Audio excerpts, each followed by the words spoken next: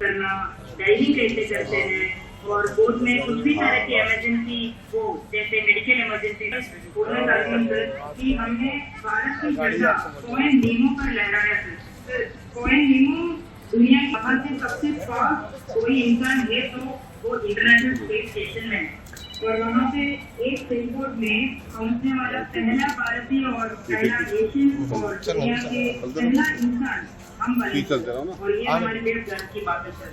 वाह, बहुत बहुत बधाई आपको।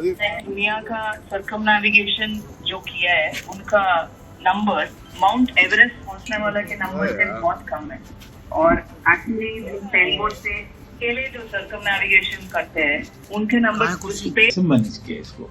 जी सर, ऐसे यात्रा के लिए हम दोनों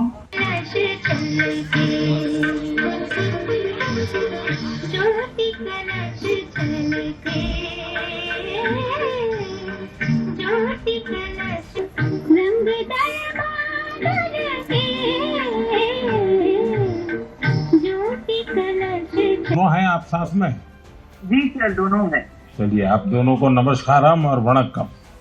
वणक्कम सर। नमस्कारम सर। सुनना चाहते हैं आप दोनों के बारे में, आप जरा बताइए। सर, मैं लेफ्टिनेंट कमांडर दिलना हूँ और मैं इंडियन नेवी में लॉजिस्टिक्स कैडर से हूँ सर।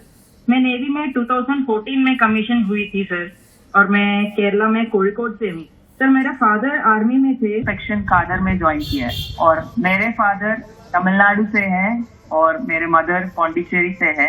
मेरे फादर एयरफोर्स में थे सर। के लिए सिर्फ दोनों था बोट पे, और हम बोट रिपेयर थे, engine mechanic, medical assistant, cleaner, diver, navigator, और सब कुछ एक साथ बनना पड़ता था।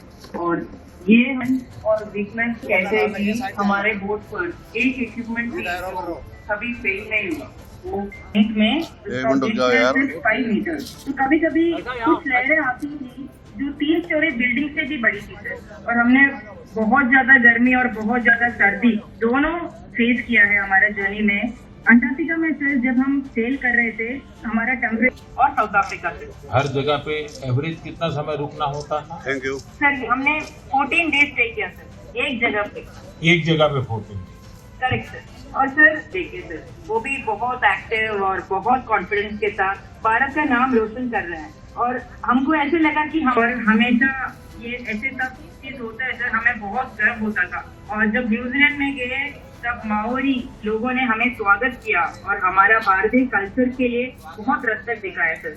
वहाँ पे टोटल पॉपुलेशन सिर्फ 3500 है सर, लेकिन वहाँ हमने एक मिनी इंडिया देखा, एंड वहाँ पे 45 इंडियंस थे जिन्होंने हमें अपना समझा और हमें गर्व जैसा महसूस कराया। अच्छा, देश की उन बेटियों के लिए आप दोनों क्या मैसेज देना चाहेंगे जो आप इसके प्रयासों के लिए? आपको मेरी ढेरों शुभकामनाएं। Thank you. बहुत बहुत धन्यवाद। वणक्कम, नमस्कारम। नमस्कार सर। साथियों, हमारे पर्व त्योहार एक पावन पर्व है जो दिवाली के बाद आता है। सूर्य देव को समर्पित यह महापर्व बहुत ही विशेष है कि भारत सरकार भी छठ पूजा को लेकर एक बड़े प्रयास में जुटी है। भारत सरकार छठ महापर्व को यूनेस्को की इंटेंजिबल कल्चरल हेरिटेज बहुत ही प्रसिद्ध है, और बहुत ही सुंदर ढंग से हमारे प्रधानमंत्री पूरे देशवासियों को जोड़ते हैं।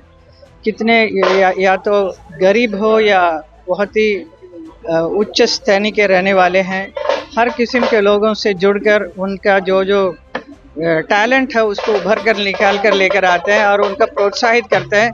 अभी आज हमको देखने को मिला इंडियन नेवी में जो महिलाएं जो काम करती हैं, इतना बढ़िया काम करती हैं, जो पुरुष के समान रहकर वो किसी से कम नहीं है, ये उन्होंने साबित किया। और ऐसे ही असम के बारे में, असम में फेमस सिंगर उनके बारे में बताया, और हर पूरा क्षेत्र में उन्होंने हर लोगों को जुड़ाया। ऐसा एक बहुत ही अद्भुत कार्यक्रम और पूरा देशवासियों के साथ मिलकर करते हैं हमारे प्रधानमंत्री। स्वदेशी की अपील करी है, स्वदेशी अपनाने की बात की है, वो बहुत ही ज़रूरी है, and we are very proud to be an Indian and then हमारे देश में आजकल इतने अच्छे अच्छे प्रोडक्ट्स बनाते हैं, हमें बहुत ही गर्व होता है। हम महिलाओं के लिए भी इतने अच्छे अच्छे साड़ियाँ हैं, ड्रेसेस है, सब कुछ हमें यहीं का पहनने का मन करता है। मैम, जिस तरह से अभी पूरी में कल तमिलनाडु में एक हादसा हुआ है, विजय एक्टिविटी उनकी सभा में भगदड़ हुई, उसको लेकर क्या कहेंगे? काफी वो बहुत ही दुखदायक है, बहुत ही खराब लगा, बिकॉज एक जो बहुत ही पॉपुलर हो जाता है उसको ज़्यादा भी ऊपर पब्लिक में ले जाना इतना ठीक नहीं है मेरे ख्याल में।